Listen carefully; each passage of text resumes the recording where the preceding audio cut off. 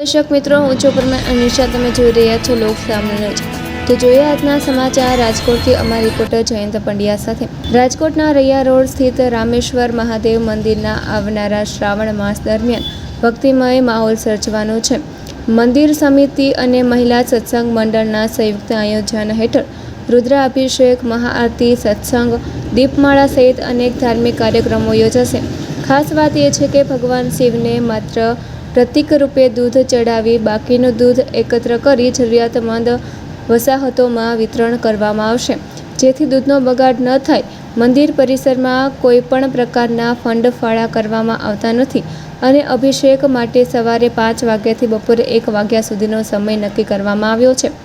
શ્રાવણ માસ દરમિયાન દરરોજ શિવપૂજા, રુદ્રાભિષેક, મહાઆરતી, ભજન કીર્તન અને દીપમાળાનું આયોજન કરવામાં આવ્યું છે.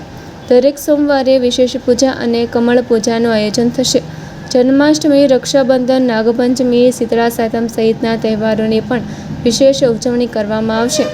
મંદિર સમિતિ દ્વારા સ્વચ્છતા અભિયાન, વૃક્ષારોપણ, વ્યસન મુક્તિ, બેટી બચાવો અભિયાન, બ્લડ ડોનેશન કેમ્પ અને નિદાન કેમ્પ જેવા સામાજિક કાર્યક્રમો પણ યોજાશે.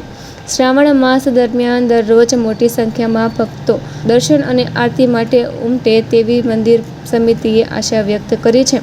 તો ફરી મળીશું એક નવા સમાચાર સાથે. ત્યાં સુધી જોતા રહો લોક સામનો ન્યૂઝ.